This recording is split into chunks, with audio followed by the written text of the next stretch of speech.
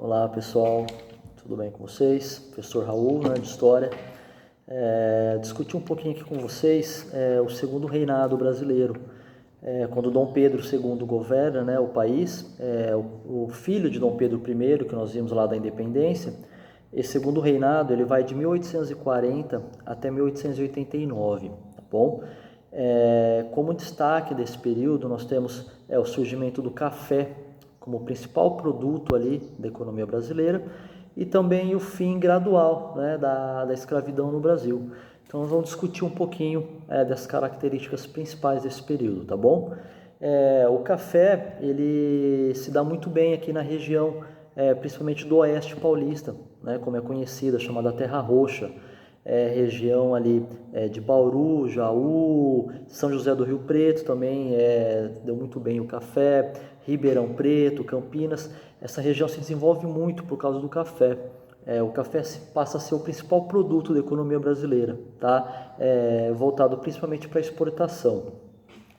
Grande parte da mão de obra do café era mão de obra escravo, O africano, que foi trazido para cá na condição de escravo. O indígena, já havia uma lei que protegia ele dessa escravidão, ele era utilizado um pouco mais para catequização, as missões jesuíticas, que vêm para cá catequizar os índios, converter eles, e mais próximos ao europeu, enquanto o africano ficou na condição de escravo aqui. Dentro desse período ali, em 1850, surge a primeira lei ali, digamos assim, que efetivamente funciona, sobre a escravidão, que é o fim do tráfico de escravos no Brasil, a Lei Eusébio de Queiroz. Ela proíbe a vinda de novos escravos para cá. Então o que vai acontecer? Vai começar a ter um tráfico interno de escravos, As melhores regiões com mais dinheiro compravam esses escravos e eles começam a mudar de região. Então grande parte dos escravos de outros lugares do país vem para essa região do café, justamente aqui no Oeste Paulista também. Mesmo assim, a falta de mão de obra começa a ser substituída, então, o escravo pelo imigrante. Nesse momento que vem, principalmente descendentes de italianos, alemães, portugueses, eles vêm primeiro no sistema de parceria. O que é isso? Eles vêm muitas vezes com a passagem paga pelo senhor da fazenda, do café, e chegando aqui, ele vai se alimentar, usar roupas pagas pelo senhor, e ele fica com dívida com esse senhor durante um bom tempo, até ele receber as primeiras colheitas e pagar. Então, na verdade, esse sistema também é uma grande exploração do imigrante, que logo eles percebem que não funciona. Tem o sistema de colonato, que é o quê? Esse imigrante ele iria morar numa casa do senhor, ele ia plantar ali, trabalhar para o senhor, só que ele poderia separar uma parte para ele também, para ele lucrar, para ele plantar alimentos, inclusive. Então é um sistema ali um pouco diferente, mas é nesse momento que vem grande parte dos imigrantes para o Brasil. Hoje nós somos formados, além do africano, do indígena, do português, de todas essas descendências que vêm para cá, do italiano, do alemão, do português. Por isso que nossas famílias, tem muitos descendentes de europeus também ali, tá bom? Para ter uma ideia, nesse sistema de colonato, só no século XIX, cerca de 400 mil imigrantes vêm para o Brasil, uma quantidade muito grande, Nesse contexto, pessoal, ali, a escravidão ainda, já proibido o tráfico de escravos, uma escravidão muito forte aqui no Brasil, resiste cada vez mais às campanhas abolicionistas, Diversos setores da sociedade passam a defender o fim da escravidão, em muitos intelectuais, e o próprio negro, através de movimentos ali que eles faziam de resistência à escravidão, começa a ganhar força. O próprio exército passa a defender a escravidão, o fim da escravidão, muito por conta de uma guerra, a Guerra do Paraguai que o Brasil enfrenta. Muitos negros vão lutar nessa guerra, e quando voltam para o país, eles voltam na condição de escravos, e muitos deles lutaram bravamente ali, salvaram muitos generais e tal. Então o exército começa a defender também o fim da escravidão, tá bom? Esse fim da escravidão é um fim gradual, é uma série de leis que vem acontecendo no Brasil para pôr fim a essa prática. Nós vimos lá a Lei Eusébio de Queiroz, que acaba com o tráfico de escravos. E aí começa uma série de leis, dentre elas a Lei do Ventre Livre. O que é isso? Os recém-nascidos, filhas de escravos, não se tornariam escravos necessariamente. Eles ficariam até os 8 anos de idade sob o cuidado do senhor. Aí o senhor podia libertar ele, né, enfim, com uma indenização do governo, ou ele faria trabalhos para esse senhor até os 21 anos.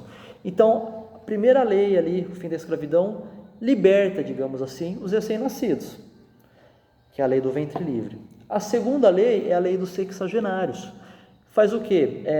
Liberta os escravos acima de 65 anos. O senhor já não tinha mais essa obrigação de alimentá-los e não trabalhava para o senhor. Então nós vemos que as leis que vai por fim à escravidão liberta primeiro os recém-nascidos e depois os idosos acima de 65 anos. É justamente aquelas pessoas que não trabalham muito para o senhor e que muitas vezes para o senhor era até um alívio, né? Não ter mais que sustentar essas pessoas, de dar alimento. Sem contar que era muito difícil, né, as condições de vida do escravo chegar aos 65 anos de idade. Essas leis não resolvem, digamos assim, na prática, né, a questão da escravidão. Continua uma grande campanha de resistência a isso, até que no dia 13 de maio de 1888 vai ser assinada a Lei Áurea, pela princesa Isabel, né, que ela era a princesa regente aqui, porque o pai dela, Dom Pedro II, estava na Europa nesse período. Então vai ser assinada essa lei que vai libertar os escravos.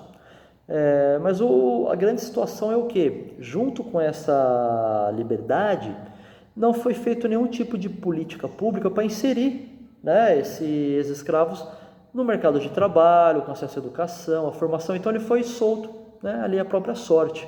Muitos deles continuaram trabalhando na própria fazenda ali, a troco muitas vezes de um salário irrisório, né? E então, assim, isso reflete muito em parte hoje os dados que nós temos na sociedade, onde os negros, né, normalmente têm menor escolaridade, mais vulneráveis à violência de todos os tipos, menores salários.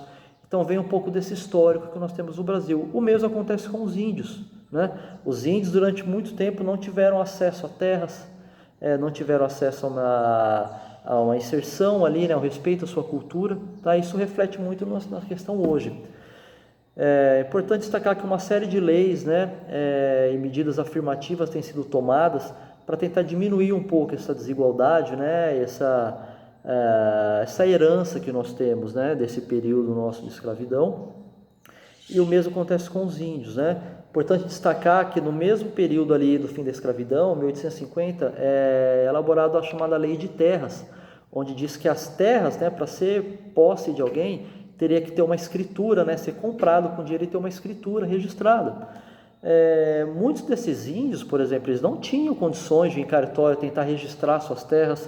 Muitos desses negros, né, por mais que já tinha o uso capião, você está há mais de 10 anos numa terra, você passasse, né, a ser dono dessa terra, não tinha condições de registrar isso daí no seu nome. Então essa lei de terras vai contribuir para uma maior concentração de terras nas mãos desses senhores que já tinham, tá? Então isso explica em grande parte uma grande desigualdade que nós temos hoje. Reflita um pouco sobre, né? Leiam os textos ali e façam as atividades, tá ok? Grande abraço, até logo, pessoal.